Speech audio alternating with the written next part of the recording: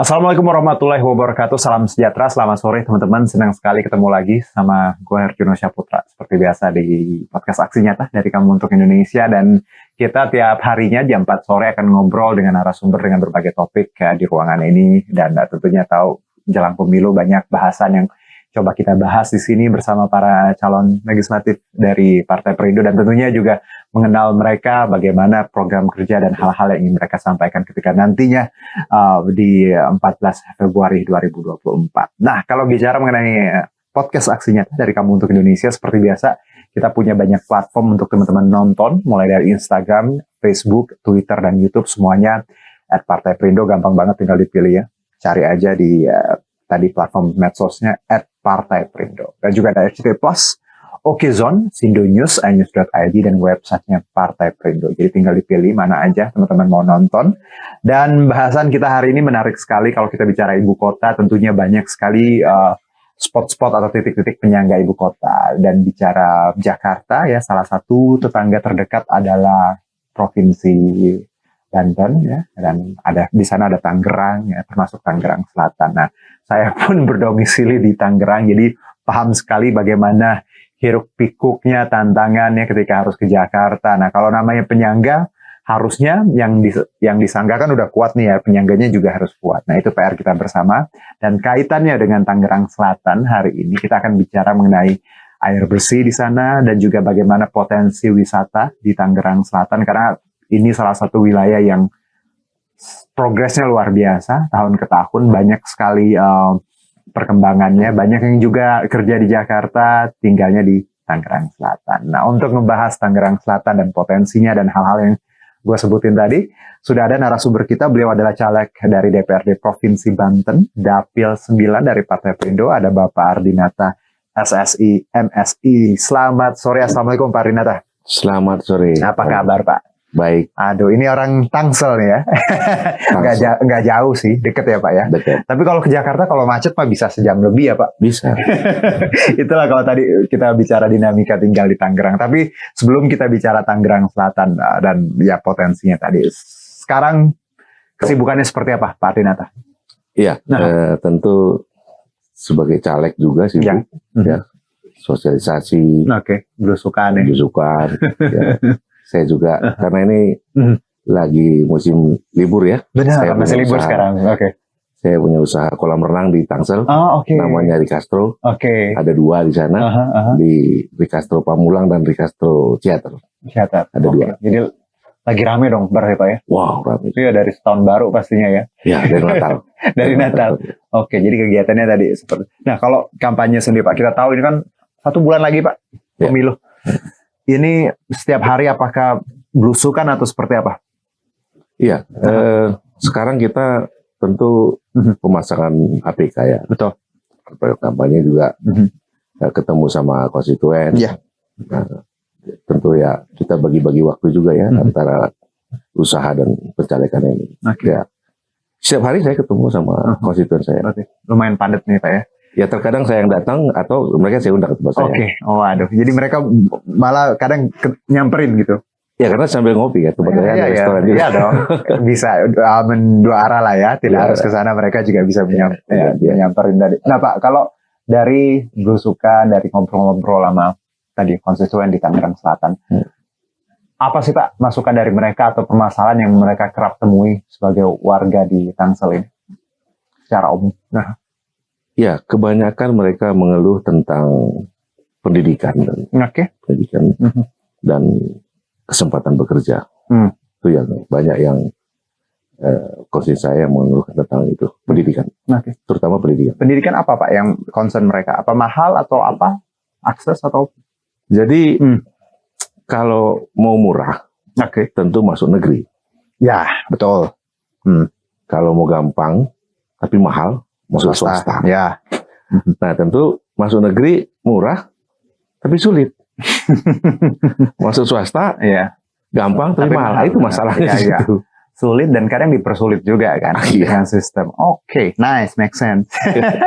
Kalau lapangan pekerja, apa ini challenge bagi mereka? Ya, lowongan ini. Peluang bekerja sangat terbatas. Tenaga kerjanya sangat besar.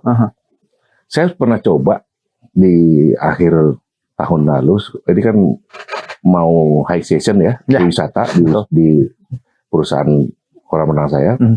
Saya rekrut, saya butuh hanya sekitar 20. Waduh, yang daftar 700 orang. Aduh, miris ya Pak. Nih, saya pikir, waduh, banyak sekali yang daftar. Saya nggak ada ekspektasi lebih sebanyak itu. Karena kita butuh untuk pada high season saja gitu. Tapi ya itu ya. Tapi potret ini jadi apa ya Pak? Concern bahwa sebenarnya wilayah penyangga ini ya Tangsel, Tangerang ya, dan wilayah lain Depok, Bekasi. Betul. Saya rasa permasalahannya hampir sama ketika kita bicara pendidikan, akses kesehatan juga, akses tadi pekerjaan, dan ini jadi PR ya Pak. Harusnya bagaimana tadi wilayah ini bisa berbenah dan ada lapangan pekerjaan. Waduh, baru dikit saya udah tertampar nih Pak rasanya melihat ya. Tapi lagi-lagi ini jadi concern banyak pihak, khususnya nanti calon legislatif ya Pak, agar warga karena banyak gini Pak, orang apalagi kalau kita bicara Tangerang Selatan, ini wilayah yang seksi lah ya, untuk banyak orang ya, opportunity-nya luas gitu ya, modern gitu. Tapi jangan sampai kita jadi orang asing di negeri sendiri ya Pak, di wilayah sendiri. Nah itu potret yang banyak orang nggak tahu teman-teman, bahwa masih banyak kekurangan di sana sini. Nah kalau kita melihat juga Pak, tadi kita bicara air, ada wisata yang Anda sebutkan, wisata air ini potensinya seperti itu. Tapi sebelum ke air, wisata air bersih ini juga. Ini juga saya beberapa kali baca ya di berita juga, krisis air bersih ya, khususnya di wilayah Tangerang Selatan. Kalau dari Pak Ardinata sendiri apa ini pendapatnya terkait ini? Iya, saya di BSD itu saya tinggal bersama dengan pemukiman masyarakat ya. Ya, jadi saya bisa ngerasakan kemarin di bulan kita musim kemarau panjang. Benar, kemarin sampai mulai September kita udah kekeringan. Luar biasa.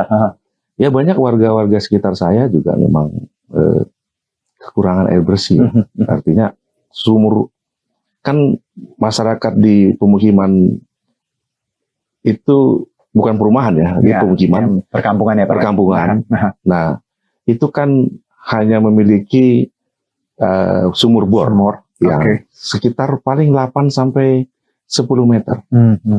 Jadi 8 sampai 10 meter itu di musim kemarau yang panjang, tentu permukaan air tanahnya, bawah tanah itu kan udah tidak dapat lagi di kedalaman itu. Karena hanya 8-10 meter tadi kan. Lah ya. Nah, itu yang memang membuat di bulan-bulan kemarau panjang itu memang banyak masyarakat yang kekurangan air bersih. Jadi itu benar. Ini akses, padahal ini salah satu akses vital ya Pak, kalau kita bicara air. Dan saya baca juga banyak sekali misalnya bantuan bagaimana Pemkat ya memberikan bantuan air seperti itu, dan ini juga dampak dari tadi bagaimana sebenarnya El Nino ya, musim kering juga. Dan kalau kita lihat permasalahan ini Pak, apa yang bisa sebenarnya pemerintah atau nantinya banyak pihak lakukan ketika bicara air bersih di Tangerang, dari pendapat Pak Ardinata? Iya, kalau untuk dalam waktu singkat ya solusi yang cepat ya tentu pemerintah daerah harus mempersiapkan tangki-tangki air untuk mensuplai kebutuhan masyarakat dalam waktu dekat. Tentu untuk solusi jangka pendek. Betul. Tapi kalau untuk kedepannya, saya pikir pemerintah daerah juga harus mempersiapkan ya fasilitas itu yang mendukung kepada air bersih, misalnya pemasangan pipa-pipa air dari sumber-sumbernya. Betul. Gitu. Dan sebenarnya kalau sekarang kita mungkin agak sedikit diuntungkan ya Pak ya, beberapa hari terakhir udah hujan. Jakarta dan sekitarnya, dan memang udah masuk musim penghujan. Tapi ini juga PR karena kan berulang Pak.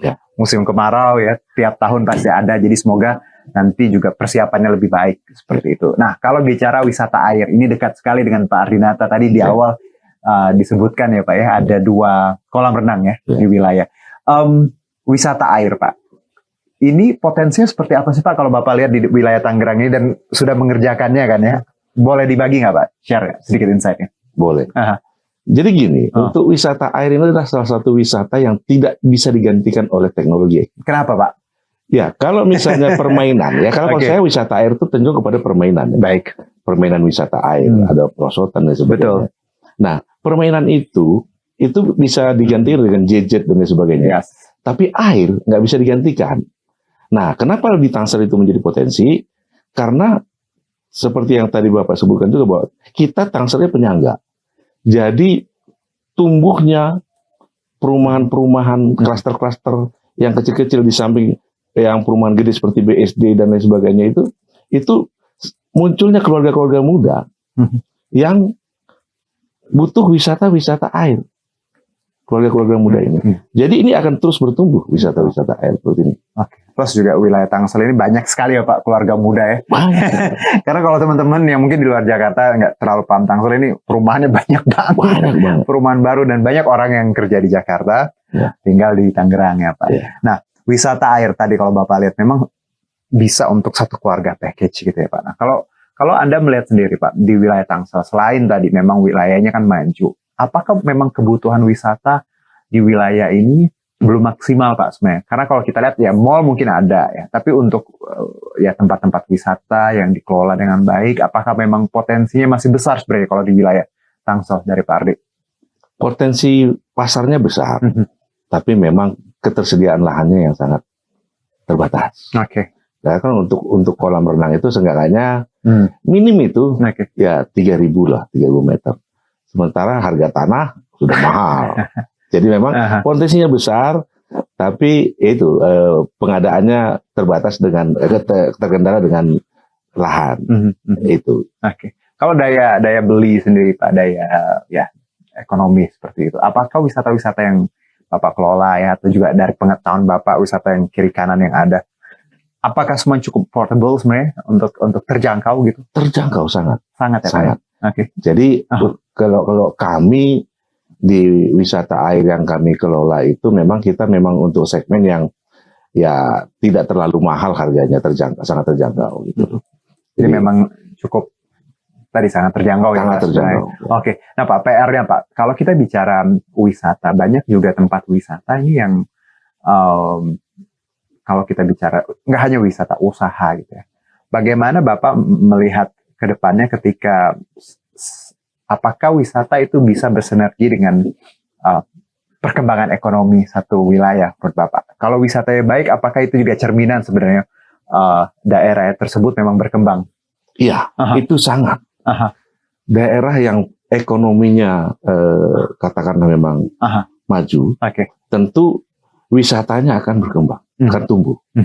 Karena indikasinya begini, semacam kalau misalnya terjadi kayak masa pandemi kemarin, ya semua dibatasi.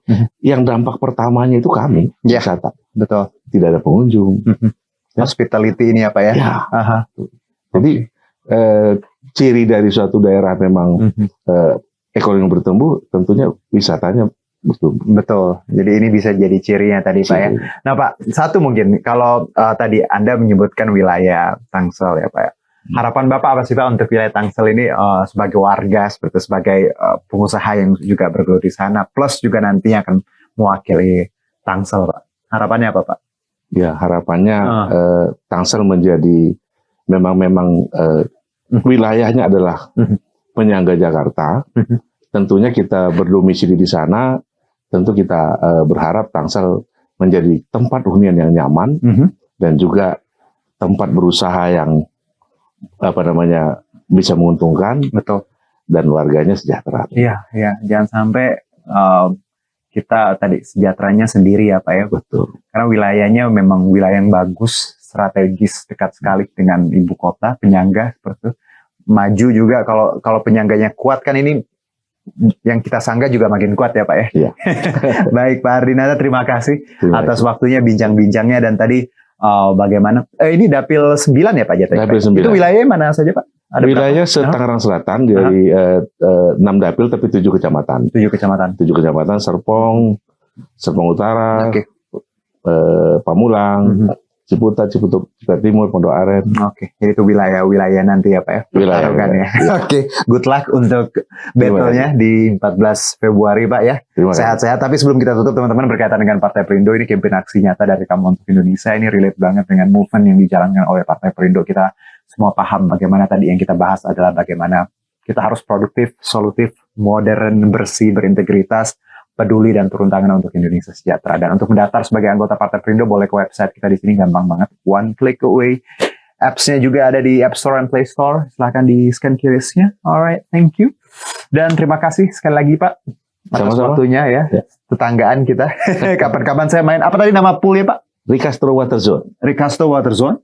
And then dua itu ya. Ricastro Water Zone dan Ricastro Pamulang. Oke, nice. Baik. Ala-ala ini ya Pak ya. American Latin ya namanya. Baik, terima kasih Pak Ardinata dan juga terima kasih untuk Partai Perindo. Semoga Partai Perindo semakin sukses dan maju terus untuk Indonesia sejahtera. Saya Harjuno Syaputra undur diri. Terima kasih. Sampai jumpa.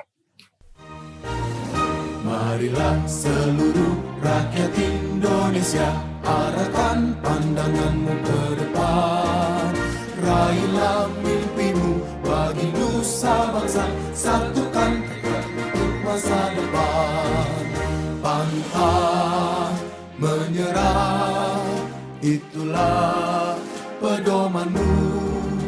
Hentaskan kemiskinan cita-citamu, rintangan tak menggentarkan dirimu. Indonesia maju, sejahtera tujuanmu, nyalakan api semangat perjuangan. Dengunkan gema, nyatakan persatuan.